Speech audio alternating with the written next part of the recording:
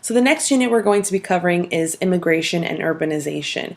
And the main things we're going to be talking about are the push and pull factors of immigration, Ellis Island and Angel Island, and the different opportunities and challenges that immigrants face in America. But before we get started, we need to know what a push and what a pull factor actually is.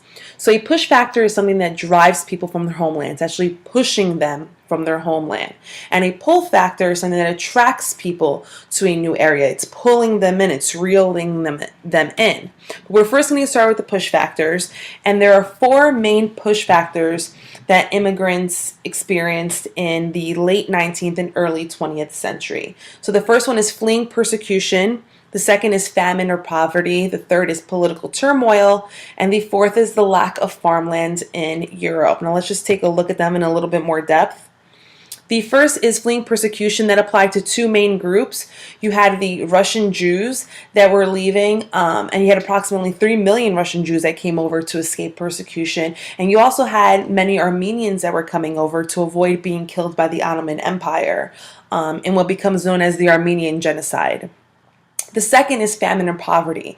You had extreme poverty in Europe, especially in Ireland, when the Irish potato famine was occurring. And you had over 1 million people that were killed because they basically starved to death. So as a result of the Irish potato famine, 1.5 million Irish immigrants came to the U.S. to avoid starvation. The third is political turmoil, and this applied to the Mexicans that were coming to the U.S., escaping the violence during the Mexican Revolution that was occurring. So to avoid, being killed or being caught in between the war, they would come over to the U.S. for safety. And then finally is a very generalized lack of farmland in Europe. There was not much land left in Europe for people to purchase, but in the U.S. it was plentiful and it was everywhere. So the lack of land was one of the push factors that were pushing people out of Europe and into the US. This chart that you see here shows the immigration from 1821 to 2000, and this is by millions. So you can see how in the early 1800s, immigration was kind of low. It wasn't even really at 1 million people coming in. But as we progress and as the Industrial Revolution kind of takes hold, immigration jumps. And it comes to its peak in 1901 to 1910, where you have 8.8 million immigrants that are coming to the U.S. And then it kind of dies down a little bit, especially in 1931. And that's the Great Depression. And we'll talk about why immigration kind of became, staled off or stopped when we get to the Great Depression unit, but it eventually starts to go back up. Now, the pull factors, the things that were attracting immigrants to the U.S., was the promise of freedom and the promise of a better life.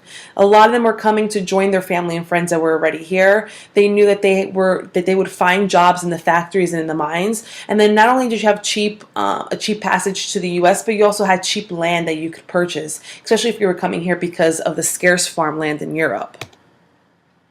When you finally made your way across the ocean, you would land in one of two places. Now, the place that you're probably most familiar with is Ellis Island.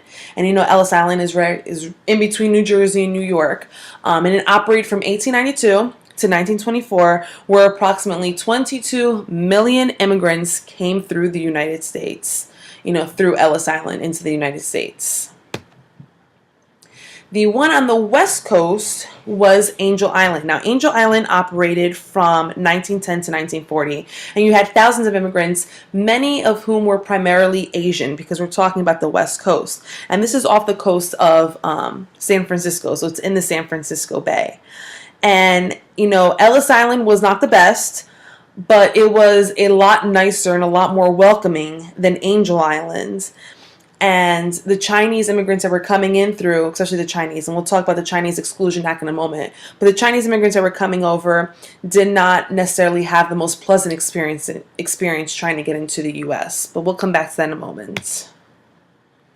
Now, when you came over to the U.S., and this is for Ellis Island, there was a step-by-step inspection process. So you would either come in first or second class, or you would come in steerage. That's like third class. If you guys remember the movie Titanic, those were the people that were all the way at the bottom. You know, that's where Jack was staying, and Rose was in the first class. So if you were first or second class, you were examined on board, and then as soon as you docked, you were free to go about your business. But the steerage passengers had to be ferried to Ellis Island because they had to be looked at medically and legally.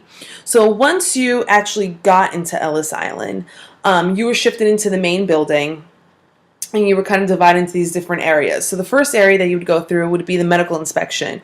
Do you have any signs of illness? Does it look like you were bringing anything with you? Does it look like, any diseases or anything like that, lice? So if you were considered ill, or if they thought that you were ill, you'd be marked with a chalk, and they would send you for further examination. If you were fine, then you would skip to the legal inspection. And the legal inspection was basically a series of questions to determine how were you going to live here. Did you have someone that was going to that you were going to be staying with? Did you have a way for income? Were you educated? Did you have a criminal past? That type of stuff. If you received a chalk mark when you were going through your medical inspection, they would then do a more thorough physical and mental examination until you were given a clean bill of health. And if you weren't given a clean bill of health, then you were eventually, you were sent to the hospital if you could be cured. But if you couldn't be cured, then you were eventually returned back to your country. So this is what Ellis Island's main hall looked like, and you can see the different compartments and the people waiting there. And the picture at the bottom is what it is, the room today. It's a museum. You guys could go there. You could take a walk around. But this is what it looked like back then and now.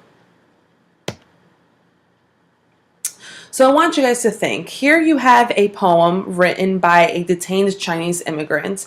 I want you to read this mini poem, and then I want you to tell me what the poem tells you about the author. And that question is right in there in that top paragraph. What does a poem below tell you about this author? So read it, spend some time thinking about it, and we'll discuss it tomorrow in class.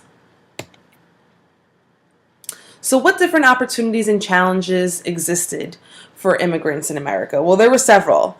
Passing the immigration inspections was just step one, because as soon as you would be, released into the real world off of Ellis Island or Angel Island, you had to figure out where you were going to live and what kind of job you were going to get. And many often you also had to learn a new language and new customs. So oftentimes immigrants would find an agent that would speak their language, and they would help them find work and find housing. But these agents would take advantage of the newcomers to make money. So they would charge these people, crazy amounts of money, and then never actually find them a place of employment or a house. The luckier immigrants were the ones that had contacts through their family and friends that could kind of help them navigate this new world. Most of the immigrants stayed in cities because they wanted to be close to the factories, to their jobs. And they would often live in ethnic neighborhoods called ghettos. So ghettos were areas where people shared the same native language, the same religion, the same culture, and it was just kind of like a safety thing. The shops were things that you're familiar with from back home. Everyone spoke your language. The food that was there were things that were similar to what you had left behind. In many cities, you also had volunteer institutions that ran Americanization programs. So it would teach these immigrants how to speak English, how to dress like an American, how to, act like an American. And they hoped that these immigrants would leave behind their old customs and kind of assimilate into the American society. Settlement workers and immigrants believed that the American society was a melting pot in which white people from all different nationalities would blend together to create a single culture. And despite the hopes of the settlement workers that the immigrants would kind of let go of their old traditions and become American, they never really fully did. But the kids of the immigrants would become more Americanized because they didn't necessarily have the memories of home like their parents did. Accepting immigrants into American society was not always easy. Newcomers were often faced with nativism, which is belief that native-born white Americans are superior to newcomers. And religion was actually a big problem with this because many of the people that were here, people that would call themselves Americans, were Protestants. And a lot of people coming in, like the Irish, were Catholics. The Germans were also Irish. The Italians, the Polish, I'm sorry. The Germans, Italians, Polish, and Irish were also Catholic. So to these native-born white Protestants, they thought that these white Catholics were a little strange, and they wouldn't hire them, they wouldn't vote for them, they wouldn't even work with Jews or Catholics.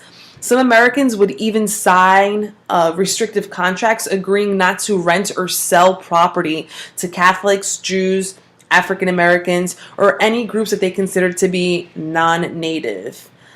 Extreme hostility, especially toward the Chinese, led Congress to pass the Chinese Exclusion Act in 1882.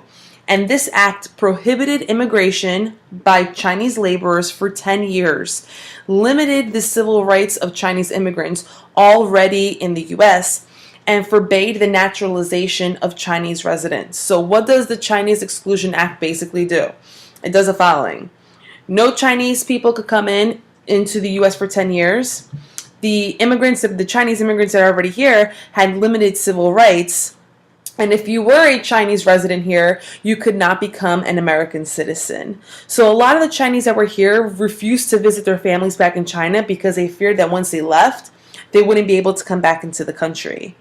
And eventually, the Chinese Exclusion Act gets repealed by Congress in 1943, but it's officially an act from 1882 to 1943. So that's a huge chunk of time that the Chinese were discriminated against by our very own government.